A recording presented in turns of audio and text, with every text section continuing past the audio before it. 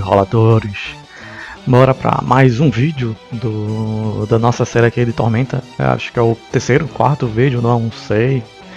Me digam vocês. Beleza. Bora dar novamente um overview aqui sobre o sistema em si. Está nessa versão de playtest. A versão do playtest Tormenta 20, a versão 2.0, por assim dizer, do playtest, que até o momento, até pelo que foi dito até agora, vai ser a versão definitiva quanto a playtest. Não devem haver modificações de regras e afins do playtest, mas o pessoal vai utilizar os comentários do pessoal que está jogando, já jogaram o playtest para fazer eventuais mudanças em alguma coisinha ou outra. Acredito que uma das forças que a questão do pessoal de Tormenta, da Jambô, está mostrando que está ouvindo a comunidade, sem falar a questão das raças que foram adicionadas 6 à escolha do pessoal, apenas das 14 que vai ter 6 o pessoal que escolheu, aquelas pessoas que contribuíram. Outra coisa também, a questão que estão ouvindo, o feedback do pessoal nessa questão de playtest, é que, se eu não me engano, na própria versão 1.0 do playtest, a classe arcanista era chamada de mago. Todavia, devido à questão do próprio cenário em si, como funciona, bem como o feedback de alguns jogadores que falaram que não deveria se chamar de mago, mas sim de arcanista, da gama de ramificações que um conjurador arcano pode ter no cenário, foi acatado, e eu acredito que na 1.1, na versão do playtest 1.1, já fizeram essa alteração, trazendo o nome arcanista. Bem, enfim, sem mais demoras, bora partir para a parte das classes, que acho que empatado com a raça, ancestralidade, herança, não sei, são as partes mais importantes em si do personagem. Vai definir 90% da mecânica, 90% daquilo que o teu personagem faz. Vai estar restrito, vai estar nessas escolhas, raça, classe, bem como os talentos também.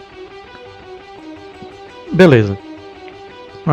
O sistema base do Tormenta 20, ele traz, nesse playtest, ele já traz 14 classes, desculpa. O que é bastante, principalmente a gente tratando de uma versão playtest, bem como uma versão básica do livro. Provavelmente daqui a algum tempo já vão sair alguns suplementos, expansões que devem adicionar ainda mais a questão das classes do cenário. Tanto que, olhando aqui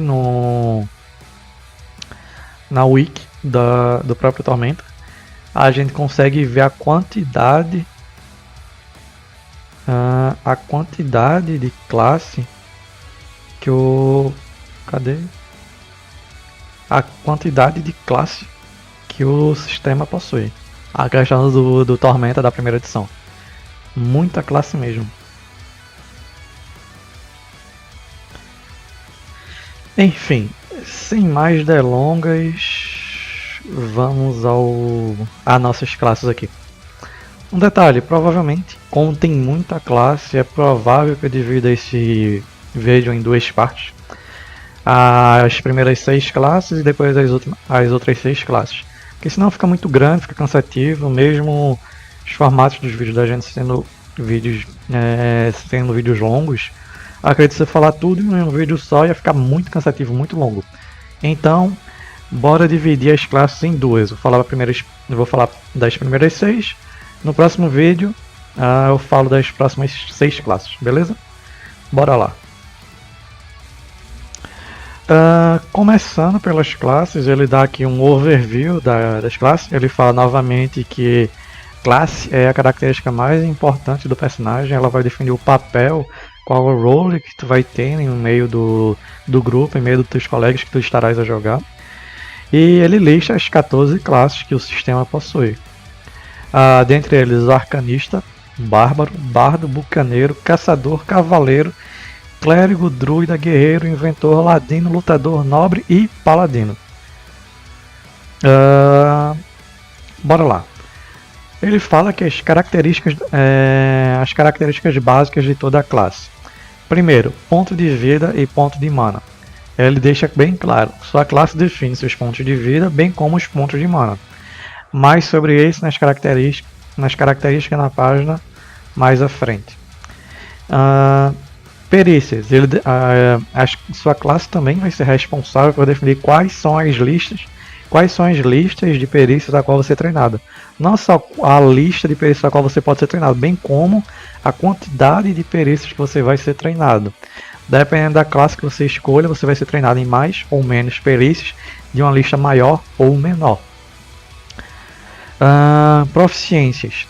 Isso aqui vai ser a proficiência, vai ser aquilo que tu vai ser treinado. Todas as classes são treinadas em armaduras leves e armas simples. Mais que isso, algumas classes vão te dar treinamento em escudos, outras vão te dar treinamento em escudos e armas marciais. Outros te dão apenas em escudos, outros te dão em armadura pesada e armas marciais. Enfim, dependendo da classe, tu vai receber mais ou menos proficiências que outras classes.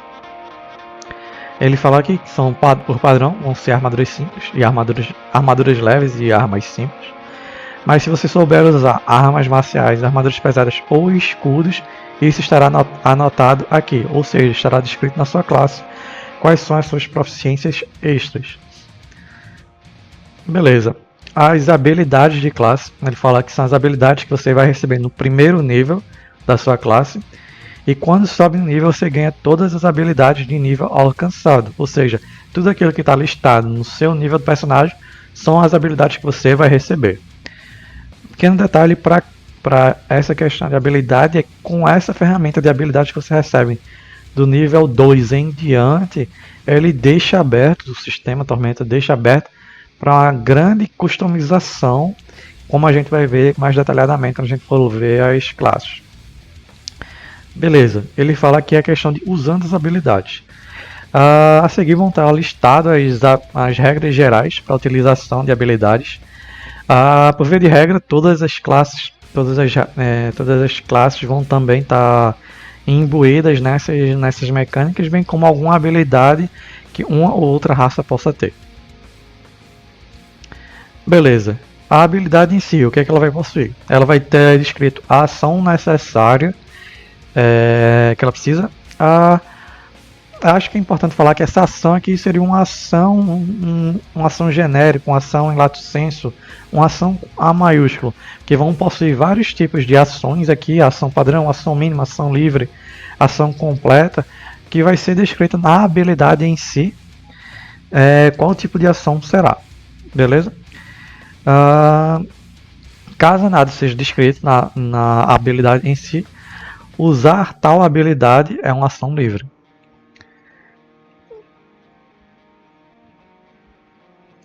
Aí ele fala aqui que no caso de habilidades ativadas como decorrência de outro evento, por exemplo, como utilizar ataque, a habilidade só pode ser ativada caso por insistência do evento, caso ocorra esse evento. Como a habilidade racial do próprio Minotauro, que ele fala, caso você realize um ataque, você pode gastar um ponto de mana e realizar um ataque com chifres. Significa que você não pode gastar um ponto de mana para utilizar um ataque se você já usou sua ação padrão, nesse caso Minotauro, para fazer um teste de perícia ou utilizar um item, alguma coisa afim. Ele traz o exemplo aqui, a habilidade Frenzy do Bárbaro.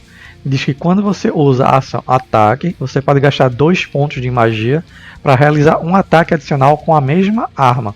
Ou seja, você só pode utilizar Frenzy uma vez por ação de ataque e apenas quando realizar um ataque. Beleza, a questão de gasto de pontos de mana. Aí você deve gastar o custo de pontos de mana mesmo caso sua habilidade falhe. Por exemplo, se um guerreiro usa a habilidade ataque especial e erra o ataque, mesmo assim gaste os pontos de mana. No caso de habilidade com custo variável, o máximo de pontos de magia que você pode gastar por uso de habilidade é igual ao seu nível de personagem. Mas você sempre pode usar a habilidade em seu custo mínimo, mesmo que o custo seja maior que o seu nível. Por exemplo, um cavaleiro de terceiro nível pode gastar apenas 3 pontos de magia cada vez que ativa a habilidade Baluarte, pois esta habilidade tem custo variável. Isso delimita bem para evitar que personagem de primeiro nível gaste seus 20 pontos, sei lá, 20, 15 pontos de mana que ele possui e realizar um stack em um inimigo, dependendo da habilidade ou dependendo até da magia que ele solte. A questão de limitar um teto e esse teto ser o nível do personagem é um teto bem legal, bem equilibrado. Outra coisa que é inerente a todas as habilidades é a questão da classe de dificuldade. A classe de dificuldade é bem padrão dos sistemas D20, que ela vai ser igual a 10, mais o nível do seu personagem, mais o atributo chave ou o atributo associado a qual tal habilidade está. Por exemplo, a habilidade Brasco Assustador do Bárbaro tem a CD baseada em carisma, ou seja, a CD para resistir dela é 10, mais metade do nível do personagem, mais seu modificador de carisma. Outro detalhe que eu acho que é importante, que ele deixa aqui, que é a metade do nível do personagem do Bárbaro. Ou seja, metade do nível do Bárbaro em si, do personagem. Se ele falar que é do personagem, na regra geral, significa que caso o personagem esteja multiclasse, pelo que me dá a entender, pelo menos numa lida a priori, mesmo que o personagem seja multiclasse, é o nível total do personagem, não o nível do personagem naquela classe. O que deixa a questão dos personagens multiclasses bem fortes e não tão fracos a qual eles estariam caso a habilidade estivesse ligada apenas à classe dele. Beleza, conjecturas à parte, habilidades que afetam testes. Habilidades que forneçam um bônus em um teste devem ser sempre usadas antes de rolar o dado. Isso é bem importante, porque eu vou ter que gastar essa minha habilidade antes de rolar o dado e não apenas depois. Porque dependendo se fosse depois de eu rolar o dado, muitas vezes eu acabaria não gastando tal bônus ou utilizando tal habilidade. Dado que se eu sei que eu tirei 3 no dado, provavelmente eu não vou ser bem sucedido na tarefa a qual eu estou fazendo o teste. Todavia, se eu tirei um 15 no dado, um 13 no dado, seria muito mais vantajoso eu falar que eu gasto meu ponto, gasto essa habilidade para receber um mais 2 para ter aquela garantia que eu vou passar.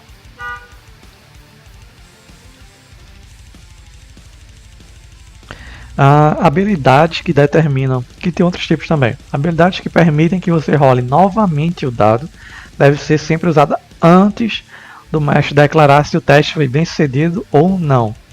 E você deve ficar com o segundo valor do dado, mesmo que seja pior que o primeiro. Essa regrinha aqui é bem importante.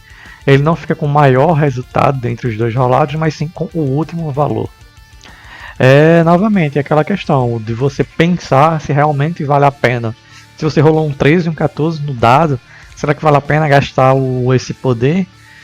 E aquela mentalidade de cair no 1 sempre, pelo menos para pessoas azaradas que nem eu, sempre vai permear essa questão, dado que você sempre fica com o segundo resultado. Por fim, bora lá. Ele traz o exemplo aqui, a habilidade Orgulho do Nobre, que fornece um bônus para um teste. Deve ser usada antes de rolar o teste.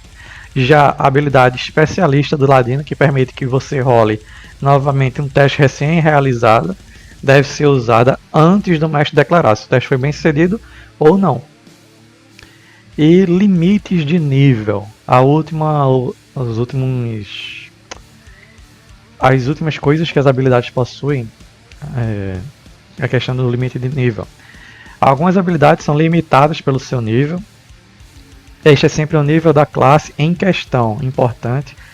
Aqui ele fala, deixa bem explícito, diferentemente do que a gente viu acima, que é a classe em questão. Ou seja, se tu tem multiclasse, tem alguns níveis em guerreiro, alguns níveis em ladino. Se tu estás a utilizar uma habilidade de ladino em si, o limite deste nível será o limite da classe em questão, ou seja, o limite da classe de Ladino. Aí ele continua: caso o limite seja o nível do personagem, isto estará especificado, ou seja, via de regra é o nível da classe. Caso contrário, caso esteja delimitado, é o nível do personagem. Por exemplo, a habilidade Autoconfiança do Bucaneiro permite que você some seu bônus de carisma na classe de armadura, limitado pelo seu nível. Assim, o Bucaneiro de segundo nível, com carisma 16, ou seja, o carisma dele tem mais 3 de modificador, são apenas mais 2 de CA, dado que essa habilidade é limitada pelo seu nível de Bucaneiro. Caso o personagem suba no terceiro nível, para o terceiro nível você poderá somar o terceiro, poderá somar o mais 3 que ele tem direito de modificador na CA. Da mesma forma que um lutador de quarto nível, usando a habilidade voadora, soma um máximo de 4d6 de dano, mesmo que tenha um deslocamento mais de 4 quadrados. Beleza, a gente fechou essa questão das habilidades, enfim, e bora para o nível do personagem em si. Ele fala que o nível de um personagem representa a sua experiência. Quanto mais alto o nível de um personagem, mais poderoso ele é. Personagens de Tormenta começam com o primeiro nível e sobem o nível conforme vão passando as aventuras. De acordo com o mestre, os grupos avançados podem começar com níveis mais altos. Quando um personagem vence determinados desafios, vai acumulando XP, que à medida que ele vai acumulando tal XP, ele pode passar de nível. Tanto que ele traz uma tabela aqui com a quantidade de XP. Para você ser um personagem de segundo nível, você tem que ter 1000 de XP. Para terceiro nível, 3000, 6000. Vai assim até que um personagem de 20º nível tem 190 mil de XP. Tem pessoas, como estão mestrando, eu me incluo nessa, que não gostam muito da XP, ter que ficar calculando, apenas conversam com os jogadores, conversam com demais membros e falam: beleza, vocês passaram de nível, ou próxima sessão vocês passam de nível, ou deixa já determinado, a cada 3 sessões da gente vocês passam de nível. Isso varia de jogador, de grupo para grupo, de mestre para mestre. Enfim, sempre em qualquer sistema de D20 ele vai trazer esse conjunto de regras. Beleza. Aí fora a questão, aí o que é que você ganha quando você passa de nível? Ele traz aqui a questão de ponto de vida e de mana. Logicamente, à medida que você vai ganhando níveis, à medida que você vai ficando mais forte, a quantidade de dano, de golpes que você pode ser acertado até cair vai aumentar, bem como a quantidade de utilização de habilidades especiais sua também aumenta, bem como o poder de tais habilidades. Aí nos pontos de vida ele deixa explícito: soma seu modificador de constituição. Importante notar que ele fala que apenas nos pontos de vida, ou seja, a pontos de mana você não soma nada. Logicamente, por default, caso sua classe fale o contrário, você vai somar tal atributo caso sua classe assim fale. Mas por via de regra, no lato sensu você não soma nada nos pontos de mana, apenas constituição nos pontos de vida. Beleza. Segunda característica das classes é que você possui habilidade de classe. Ou seja, consulte a tabela da sua classe para saber quais habilidades você ganha. Então, na parte lá dessa classe vai ter uma lista do nível 1 ao nível 20 e vai dizer cada nível o que você ganha. Que facilitar a questão de consulta, que você ganha, o que você deixa de ganhar e afim, bem como facilitar projeções, eventuais projeções daquilo que você vai ganhar à medida que você vai pegando nível. Beleza, bônus em perícia. Ele fala: bônus de perícia é igual a metade do seu nível. Assim, na prática, a cada nível par, 2, 4, 6, 8, 16 e assim por diante, ele aumenta em mais 1. Isso representa o fato dos heróis experientes se tornam mais capazes ainda. Você usa o número antes da barra em testes dos quais é treinado, e o número depois da barra em testes dos quais você não é treinado. Só a gente olhar essa mesma tabela aqui de experiência que a gente recebe, que a gente verifica aqui, a questão dos bônus de perícia, os bônus nas perícias que você vai receber. Ou seja, um personagem de primeiro nível, numa perícia qual ele é treinado, recebe 2, enquanto na perícia que ele não é treinado, ele recebe 0. Personagem de sétimo nível recebe mais 7, na perícia que ele é treinado, enquanto nas perícias que ele não é treinado, ele recebe bônus de mais 3. Já um personagem de 20º nível vai receber o bônus de mais 16, enquanto nas perícias que ele é treinado, enquanto nas perícias que ele não é treinado, ele recebe apenas mais 10. Multiclasse, sempre importante, sempre na mesa vai ter pelo menos uma pessoa que vai querer fazer um multiclasse para dar uma diferenciada no personagem em si. Aí ele deixa aqui expresso como funciona a questão da multiclasse. Quando o personagem sobe de nível, você pode escolher um nível e uma classe diferente. Isso é geralmente conhecido como multiclasse. Personagens de multiclasse ganham mais versatilidade em troca de poder bruto. Por exemplo, um ladino no terceiro nível pode se arrepender da vida de crimes e e começar a louvar a Calmeiro, Deus da Justiça, e pegando no quarto nível um nível de clérigo, ou seja, no quarto nível de personagem ele vai ser um ladino de terceiro nível e um clérigo de 1 nível. Esse personagem tem a habilidade de ladino até terceiro nível, mas também recebe a habilidade de clérigo de primeiro nível. Aí o nível do personagem é igual à soma dos níveis de todas as classes, ou seja, nesse mesmo exemplo, o ladino é um personagem de quarto nível, mas ele possui 3 níveis de ladino e 1 nível de clérigo. O nível de classe são apenas os níveis da qual ele possua, do que o personagem possui naquela classe.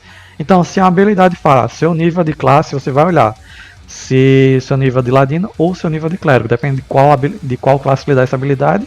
Mas se a mesma habilidade falar que é o nível de personagem, você vai somar todos os níveis de personagem que você tem.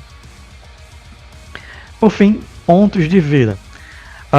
Os pontos de vida você vai receber um número de pontos de vida que vai variar de classe para classe. Classes que são mais linhas de frente, vão estar mais na frente de batalha, tendem a receber mais pontos de vida do que classes que geralmente, costumeiramente, vão estar mais atrás, são mais frágeis. Ou seja, por via de regra, um paladino vai receber muito mais pontos de vida do que um arcanista. Tanto é que ele dá o exemplo aqui. Um arcanista que ganha um nível de guerreiro recebe 5 pontos de vida e não 20.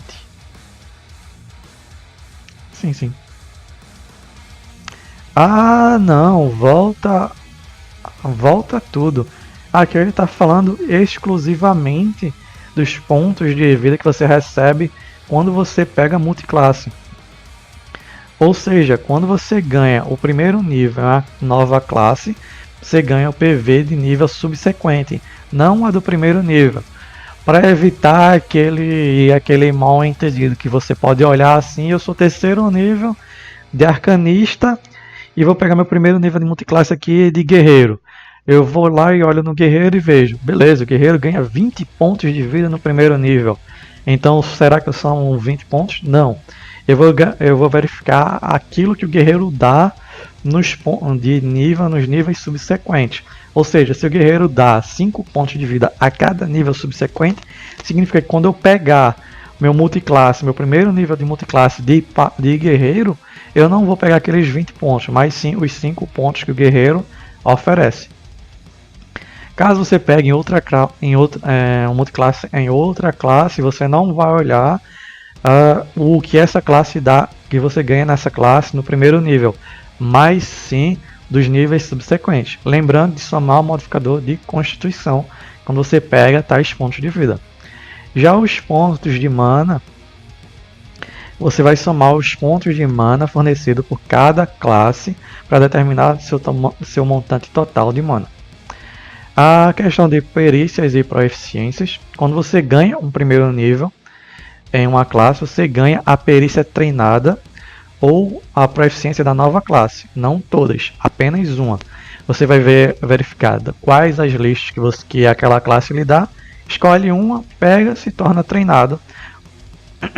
Da mesma forma que você pode, em vez de pegar uma perícia, pegar uma proficiência dessa classe. Ou seja, você é um arcanista de 4º nível, no seu 5º nível decide pegar guerreiro.